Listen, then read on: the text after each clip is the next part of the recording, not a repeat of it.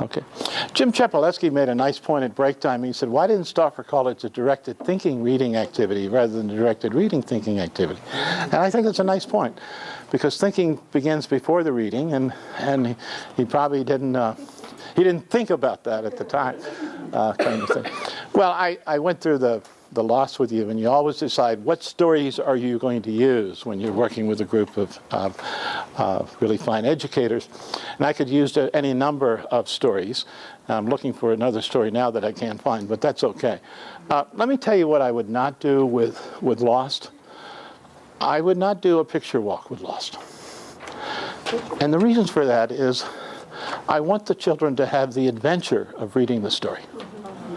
And I want the discovery of reading text and so on. And why do I want to read this story after I already know what it's about? See, I want the reader to read with some unanswered questions. Now, I know picture walks are very popular, and teachers say to me, how can you do a story without a picture walk? And I said, well, we did them for decades, you know?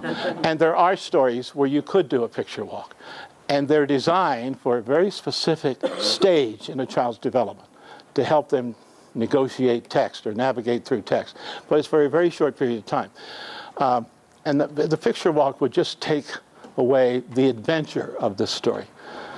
And I think the adventure is really important, because kids want adventure. Why do they like Xbox? Why do they like all these computer games? One of the reasons is the bells and the whistles. But the other part is the roller coaster ride and the adventure of reading that book and the discoveries and so on. So I'm not going to do a picture walk with this particular book. I don't do it. We did use the pictures, right? And we used them along and so on. So, you know, there's a case of something I think caught on and then just sort of got out of control. Don't be offended. And so we constantly have to come back and revisit what we're doing. I was looking for the book, Keep the Lights Burning, Abby. It's up here somewhere, but that's okay. And before the story, the publisher has given a background of the story and how Abby had to stay at, that's it. Thank you very much. And before the kids, it's a delightful sort of classic story. And before the kids read the story, the author or the publisher says, for centuries, lighthouses have warned sailors of coastal dangers. Today's lighthouse keepers have electricity, radar, etc.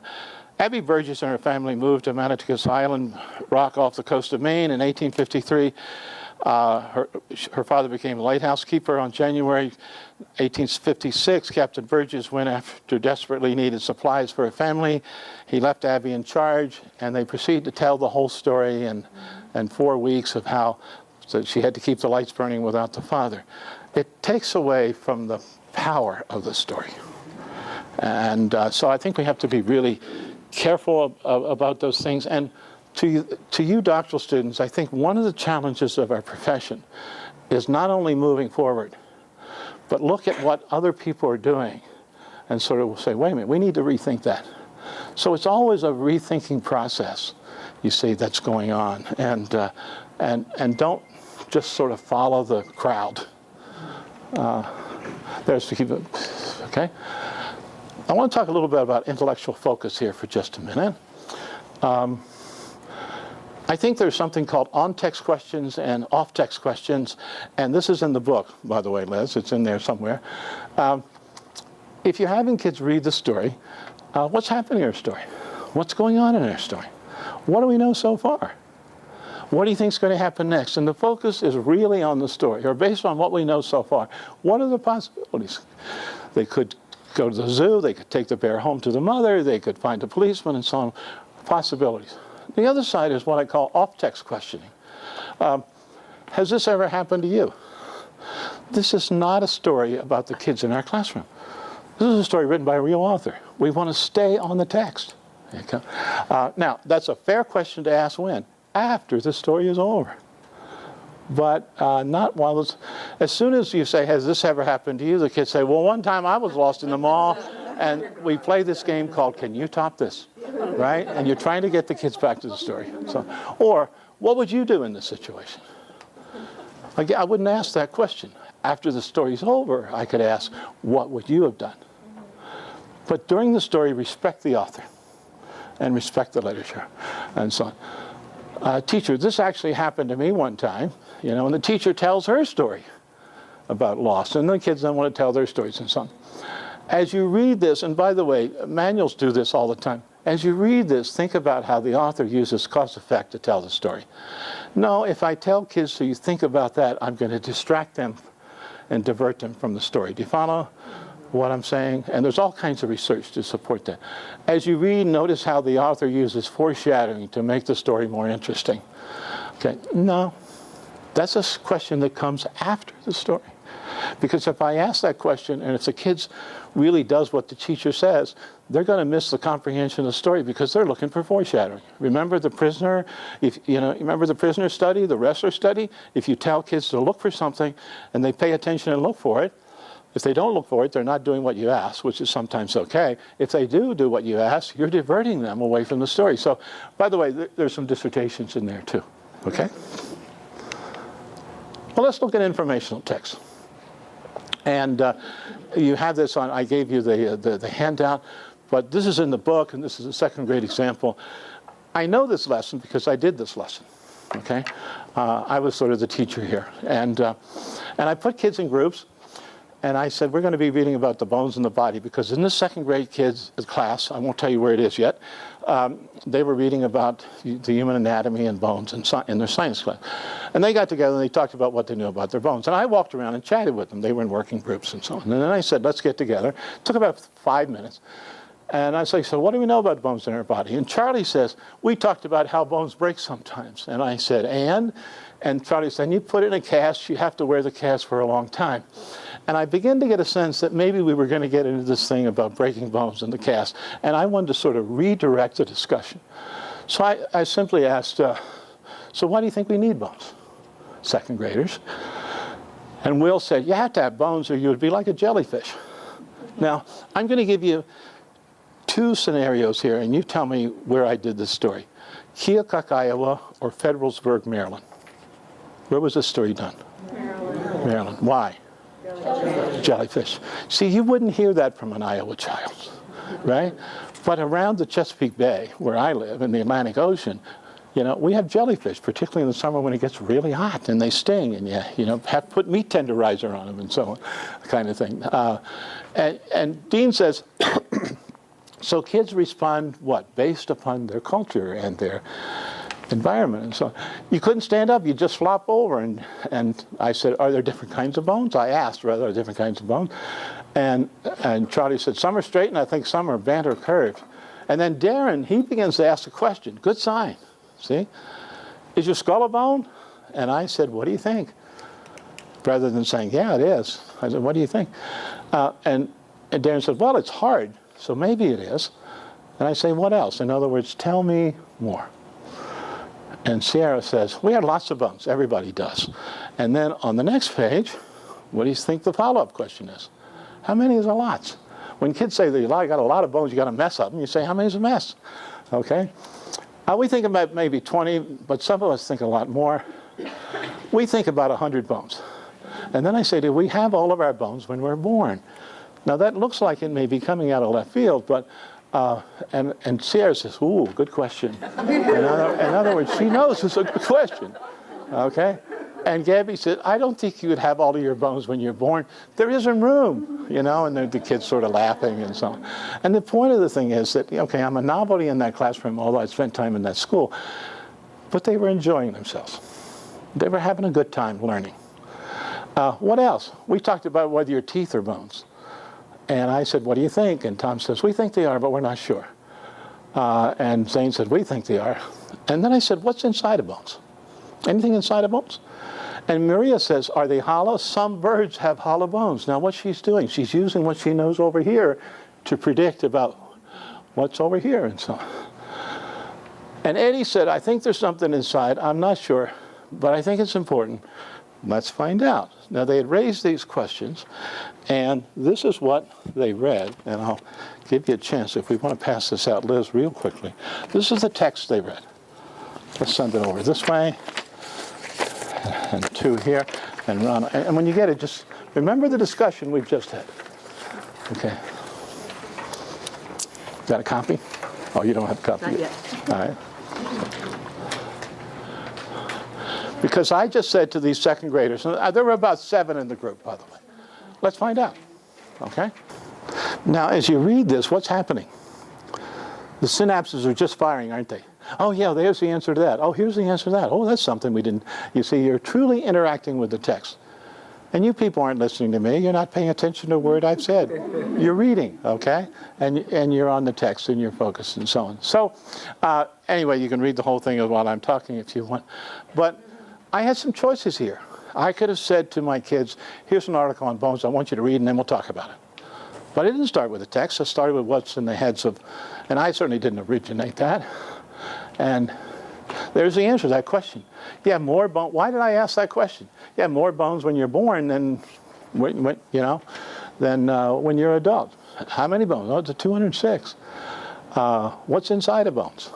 And so when they finished, and it didn't take long, and this is a case where I think if you looked at fluency, you'd see fluency perked up a little bit because kids are reading aggressively rather than passively.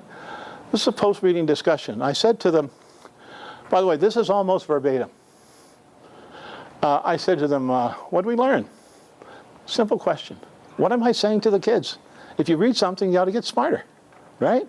What did you learn? And several students in unison said lots. That's music to a teacher's ear. Lots, okay? And I said, for example, I should have put a question mark there. And Gabby said, you have all the bones when you're born, you know? And I think Gabby had talked about that. Actually, you have more bones when we were born. And Maria said, or Marlo said, chuckling, my baby cousin has more bones than my aunt, you know, and she had a baby. So, and Zane said, we have 206 bones when we grow up. And Eddie said, there is something inside. It's called marrow. It makes cells. Now, remember who had predicted? Remember who had said, there's something in those bones. I don't know what it is, but there's something, and I think it's important. I think it was Eddie, right? Well, that was important to him. It said it made 2 million a second. That's amazing. Darren said, we found out about the skull. It's a bone. And I said, just one bone? And he said, I might have handled that differently. And Darren said, there are 8, I think, or 28. I wasn't sure. And I said, well, let's go back to the text and check. And then we went back to the text to clarify. And then we continued this discussion for as long as I wanted to continue it. And they would continue longer if I had allowed. But this discussion was energetic and rich because kids had learned something. They had discovered something, and so on. And so when they say that this discussion continues a lot. And the format, whoops, I used was a framework for post-discussion. And I use this framework, and it's in the book, and I used it when I was at Oakland, and so on. It's been around for a long time. I like to say to kids after they've read informational text, did we find the answer to our questions? Now notice that what that assumes. That assumes that students have questions before they begin reading. Okay? Which questions are still unanswered? What didn't we find the answers to? And when a second grader said it didn't say, and it doesn't say, that's an important form of comprehension. They metacognitively know that they haven't found it yet. Now they've got some options. They can forget about it, or they can go somewhere else and read more. Or what new questions have been raised? You know, think what we could do with this article if we wanted to go even deeper. You know, said they create or produce millions of cells. Do they do that from the very beginning? Is it million cells per bone, or is it million cells for all those bones put together? You see, there's all kinds of questions that we could go on and answer. What did we learn that we didn't think about before we began reading? That's a really nice question, because sometimes kids will read and find the answers to their questions, but then you say to them, so what else did we learn? And that's a question that students really like. They say, well, another thing it said, or another thing I found out. By the way, there's a dissertation there, by the way. What's the most surprising or interesting thing you've learned? And what are you saying to your students? Information can be interesting. And you're asking them to make a judgment. This is all obvious to you, I know, because what did we learn by reading this text? What do we know now that we didn't know before we began reading?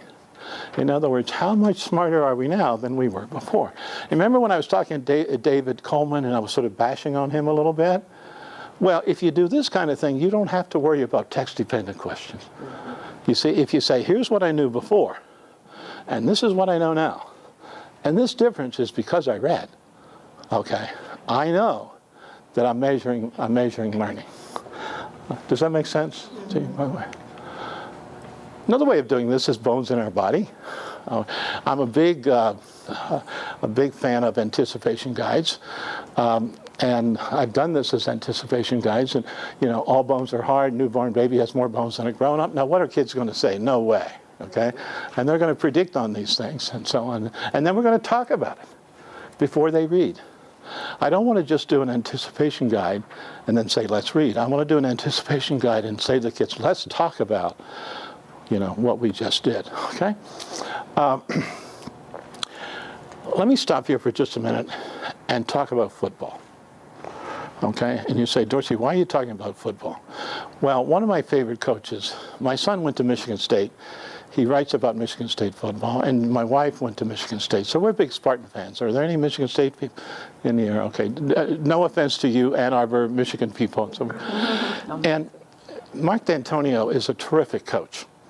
And he's had terrific seasons at Michigan State. It used to be that Michigan State would beat Notre Dame and they'd turn around and lose to Central Michigan or Western Michigan. They didn't win the games they were supposed to win, and they just broke your heart. Well, not since D'Antonio's been there. But in 2011, D'Antonio's record was 11-2. In 2012, it was 7-6. And in 2012, he said, we're inches away from being a really outstanding team. Okay, notice what he said, we're inches away. He said, we're going to work on inches. Our offensive linemen have got to hold their blocks about a half a second longer. Our wide receivers have got to just get a few more inches separation between themselves and defensive backs. Our linebackers have got to close a little bit quicker. We're going to work on inches. What happened the next year? They went 12-1 or 13-1. They beat Ohio State for the Big Ten championship. And they beat Stanford in the Rose Bowl, and that was a particularly well-skilled team because he worked on inches. And I think in teaching sometimes we need to think about inches, you see. And it's not that, sometimes it's miles, but a lot of times we can just sort of jiggle a methodology a little bit and make it twice as powerful. So think about working on inches. How effective is this? Well, the late Bill Devers, who was a doctoral student here, did some studies, and I helped him a little bit. And we did anticipation guides with 4th and 5th grade kids in Milford and in East China, Michigan. And what we found is we were able to double comprehension. With one treatment group, we taught them vocabulary, we gave them an overview, we told them. The other group, we did an anticipation guide. And then we doubled comprehension. Now, what do you want to call that doubling comprehension? But clearly, we were getting deeper, and we were getting closer. So anticipation guides, when done well, are very, very effective. Two major, and I don't use anticipation guides for literature. Some people do. But to me, that's an informational text strategy. But that's me. You may figure out how to use them in ways I've never thought about.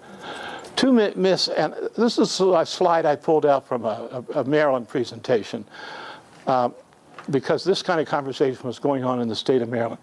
Because some people were beginning to suggest that maybe prior knowledge is not a good thing after all.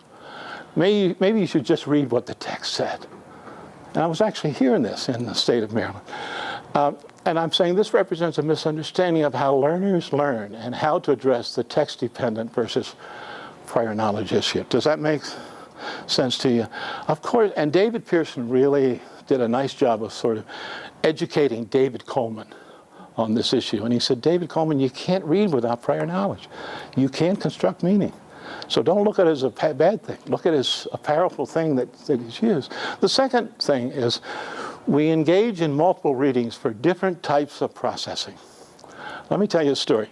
I got a book from Corwin Press about 3 months ago, and the editors asked me if I would review this text and do a review of it. And I looked at it, and I spent a while with it, and I thought, I can't give this text a good review, rightly or wrongly, because the author, and you would recognize the name, the author said, first you read to get what the text says, and then you go back and read to interpret it. And then you go back to read and evaluate. You follow what I'm saying? So there are people who are sort of scrambling to figure out how to deal with this and so on. Maybe right, not my view. And what I say is, we cannot yes? I've got a question about that first myth. Okay. Earlier, you told us about how sometimes preconceptions, people can come with preconceptions. They can sit through a lesson and nod their heads and say yes, yes, but then later on, they didn't learn what you were trying to get across. They're stuck on their preconceptions. How would you reconcile that with research? When we look at, in science, they've done a lot of work on conceptual change theory. We find that when we have kids predict, or adults predict, at any age, that seems to open up the whole thing to some possibilities. And so you predict that, I used this article called Fruit Bats, John, which I think you've probably seen, where I asked whether fruit bats, you say they're probably blind, and they use echolocation. And then when you read the text, it says, unlike other bats, fruit bats do not use echolocation. And people read that and say, oh, how about that? And because they had predicted incorrectly, the contrast, and the difference is they're really reading it. I think a lot of people, when they're shaking their head, are not thinking about it that much. Do you follow what I'm saying? You know, and it's more complicated than that, but you know, that's a simple answer. The conceptual change research, we have not had trouble with conceptual change in general, because, as I say, I'm repeating myself, when you have kids predict, that just opens up possibilities, and I think it opens up the mind to different possibilities.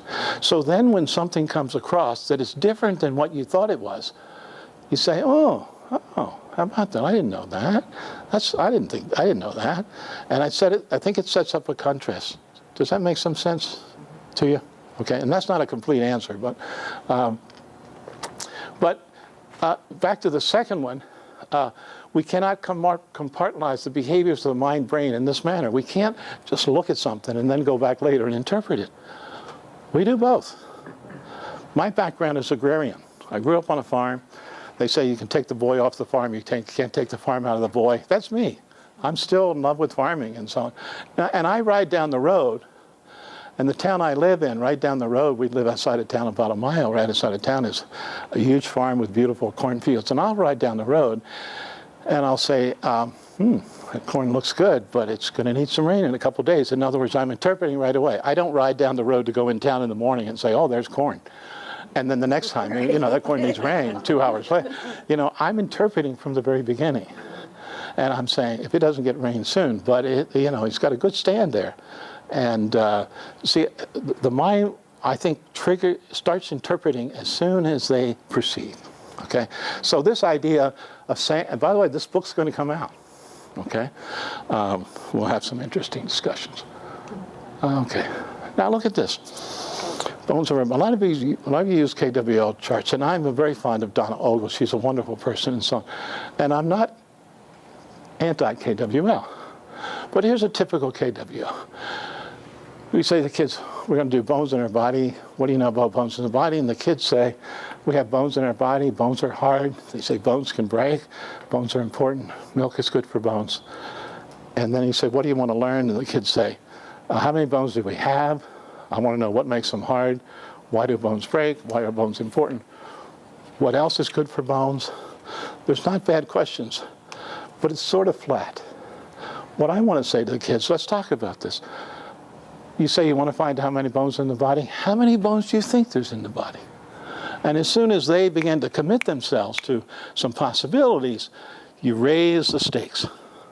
What makes bones break? Why are bones important? And the kid said, well, if you didn't have bones, you'd be like a jellyfish, you know, kind of thing. But I want to change it by inches, you see. I want to have that discussion. It's not just, here's what I want to find out, but here's what I think the answers might be. Here's what I think I might discover. Does that make sense to you? So the teacher's doing KWO. I'd like that teacher walking around and saying to kids, rather than just on a handout, so how many bones do you think we have? Do you have all your bones when you're born? The kid said, I don't know. You say, what do you think? And so on. And just modifying it by inches. Here's another one. Teacher, remember Mark D'Antonio? We're going to work on inches, right? We're going to be reading about bones in our body. Let's predict on what you think we will learn. And student says, 1, we will probably learn why bones are important. 2 says, we'll probably learn how many bones we have. 3 says, we'll learn the different kinds of bones. 4 says, we'll find out what makes bones grow. And 5 says, we'll learn why bones break sometimes. Well, that's not bad. But here's the problem as I see it. They're predicting on the wrong issues. Do you follow what I'm saying? Does that make sense to you? They're just following about, what they're going to learn rather than the answers they're going to get. And you just tweak it a little bit. So the teacher says, Dr. Hammond, I had a class from you and one from Ron Kramer and one from Chip Shepard, and I use prediction all the time. And it just doesn't work for me. Well, maybe one of the reasons it doesn't work is because we need to tweak it just a little bit. Does that make sense? And I think in our teacher education, and by the way, it's teacher education and not teacher training. We train dogs and horses. We educate people, okay? And we used to use teacher training, and I understand we used to use nurses training, but it's nurses education. It's teacher education. And so now where was I after I made that snide remark? Anyway, we want to change. Oh, I would show examples to my undergraduates or even my graduate students and say, how could we make this more powerful? How could we make this more engaging? What could we do here? Okay. I want to talk a little bit about metacognition, and I know I'm being like my dad and sort of talking to you today because time is, but I only get one chance with you folks, I'm going back to Florida tomorrow, assuming it's not going to snow tomorrow. This is in the book. I know as a good 5th grade reader in West Bloomfield, I begin with what I already know. Okay? I always try to make sense of what I'm reading. And we sort of assume that kids understand that, but maybe they think that reading is about sounding good, right? We need to talk about that with them. I read with a purpose. I know why I'm reading, what I'm reading to find out. You walk past a 5th grader on Monday and you say, Brian, what are you reading to find out? And he says, I don't know, I'm just reading. Well, how does he know when he's found it? And by the way, a very good question to ask kids generically before they begin reading, or even high school students. What are we going to be reading to find out? Now, they don't have to give us a dissertation, but they should have some notion of where they're headed. I ask myself questions before, during, and after reading. And kids say, Dr. Hammond, you do that all the time? And I said, probably not. But if I'm really engaged, I'm saying, okay, what do I know about this? Okay, is this making sense? What have I learned? I'm asking myself questions. I think about what will happen next in my story, if it's literature. In other words, what's going to happen to that bear? Why are they going up that tall building? Etc. Or how many, in nonfiction, informational, how many bones do I have in my body? And what's inside of it? I know as a skilled reader, I often read the text or parts of the text 2, 3, or more times in order to understand what I'm reading. It's like the revision process in writing in a way, isn't it? Think of revision. The first draft doesn't do it. And in many cases, first draft doesn't do it in reading. Here's one from the book. It's Gary Paulson, Metacognition. It's in the book, it's on your handout, but I think it's a good example of kids thinking about their own thinking. Again, it's a real example. So what have we observed here? I think we're okay on time. A lot of talk by students. An incredible amount of talk going on. Now, it's not random talk, it's focused talk, right? Minimal talk by teachers. We found, as we looked at some lessons, that if the teacher's doing more than 50% of the talking, it's probably not a very good lesson. So maybe today I haven't done a very good lesson, but we'll do some exceptions in your case. Teachers ask inviting questions. Not assessment questions, but think about that. What else? Okay? What would you, it's very inviting, it's invitational. Minimal modeling from the teacher. I think we're overusing modeling in our pedagogy. Watch me while I do it. It's okay to do that once in a while, but if you look at a teacher's manual, and some don't use those manuals, but model this for the children, model that for the children, model this for the children. Yeah, so if you go up to Clarkston to take tennis lessons, and the instructor says, let me show you how I play tennis, right? And let me model for you. Well, a little bit of modeling, but pretty soon, what do you want to do? You want to get a hold of the racket and hit the ball yourself. And actually, you should start that way. And then you try it first, and then the instructor comes in and says, well, try it this way. Let me show you. You see, it's not only too much modeling, but sometimes it's too early. Focus on the story. Minimal distractions. Okay. look at many model lessons in textbooks, both textbooks for teachers at the university and teachers' manuals. And they will start a story, and then they'll stop and teach something about metaphor or simile and so on. And then they'll read another page, and they'll stop and teach something about foreshadowing. And then they'll read, and Linda's shaking her head back there, and then they'll read something else, and then the teacher will stop them again.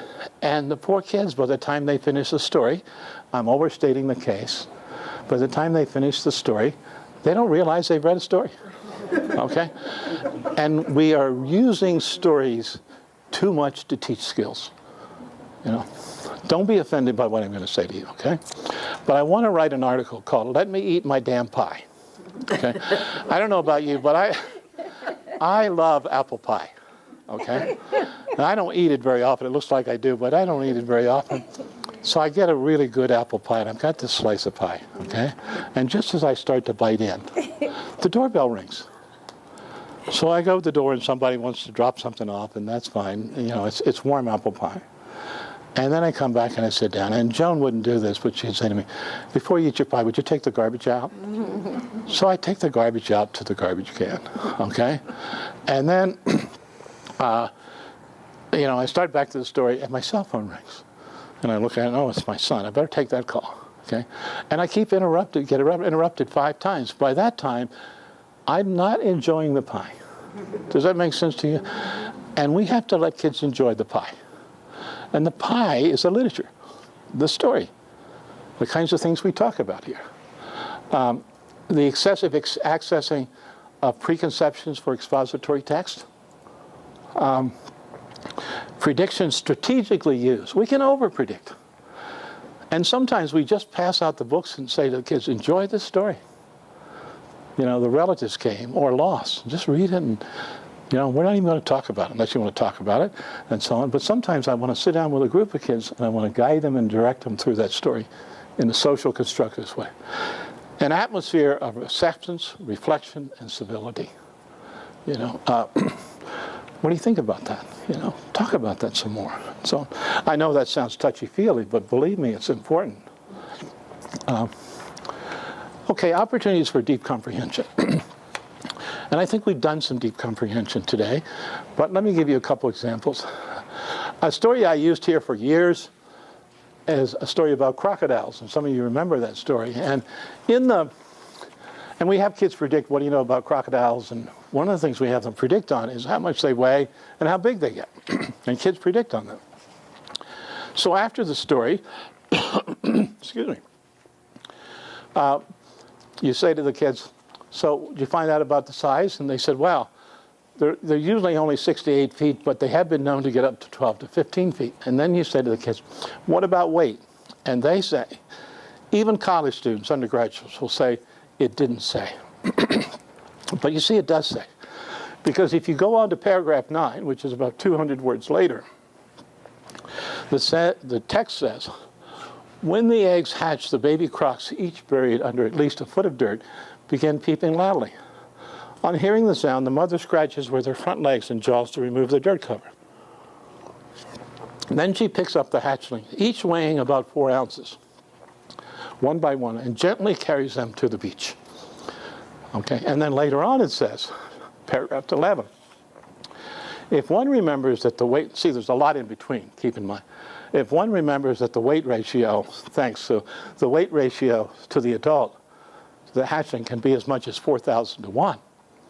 You see, so what I want my 6th graders to do is take the information in paragraph 9 and combine that with the information in paragraph 11 and come up with the fact that crocodiles do weigh 1,000 pounds. That's what I call a text-based inference. Texts are filled with those. And I think we're not. Does that make sense to you? I think we're not. So the only reason I use that article anymore is to simply illustrate that point. And there's another example in the book about that kind of thing, but here's many crocodile. And there's a number of ways of doing that. I could even tell my 7th graders or 6th graders, well, when I read the text, I came up with 1,000 pounds. How do you think I got it? I don't know, Mr. Chairman, you're the adult. No, but you can do that. How do you do it? Another one, the Gettysburg Address. And I remember in probably 8th grade memorizing the Gettysburg Address. Lincoln's Gettysburg Address. 7 years ago, our father set forth on this continent a new nation, conceived in liberty and dedicated to the proposition that all men are created equal. Now we're engaged in a great civil war, et cetera, et cetera, et cetera. Well, look at the first 2 or 3 stanzas, 7. And somewhere before this lesson is over, I want to say to the kids, and it's not the most important thing, how many years ago was that? Well, you see, unfortunately, the text has already told us. But take that away, expunge that.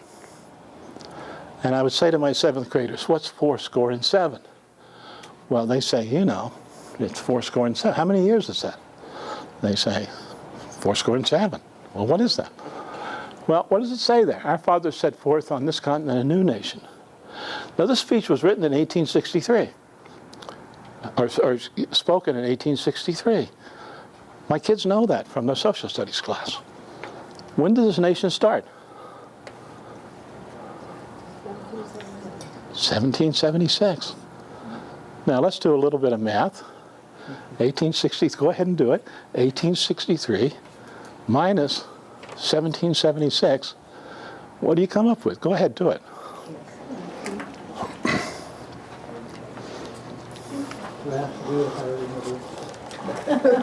What do you? How many years you come up with? 87. Sure. Now, it's easy to just put down the bottom. It's 87 years. But we're missing an opportunity to teach kids about thinking that they can use when we're not there. I want kids to say, and by the way, 87 years, so 7 minus 7, okay? So so 4 into, so how much is a score? 20. So 4 times 20 plus 7, 87 years. So there we're integrating mathematics, we're doing inferential thinking and so on. And I don't want, so there are all kinds of opportunities where I think we enable kids not to think, you see. And we want to use this opportunities to teach them how to think. By the way, I tell you what I would do with this 7. If I'm teaching 6th grade or 7th grade, I would divide my kids up into about, let's say there are 27 kids, I would divide them into about 9 groups of 3. And 3 groups would take the first third, and the other 3 groups would take the second third, and the other group would take the third third. And I'd have to sit down and talk through what Lincoln said. What does it mean? Now we're engaged in now we gave their last full measure. What does that mean? You know, the kids say, well, it means they died. But you see, I memorized Gettysburg Address, but I never really, until later, took the time to understand it. So sometimes you just take a piece of text and you say to the kids, and you know, the Common Core people recommend this kind of thing. Take a piece of text and just sort of take it apart and interpret it. What does it mean in 2015 language? Whether it's a wonderful speech by Martin Luther King, whether it's a wonderful speech by John F. Kennedy or Churchill or whomever. So I think there's all kinds of opportunities. The most important thing is to understand the Gettysburg Address and what Lincoln meant. But in addition to that, I've got a nice chance here to teach kids how to think a little bit, real quickly. Seeking clarity. This is a case where there's just internal inconsistencies. You can look at it and see if you can figure them out.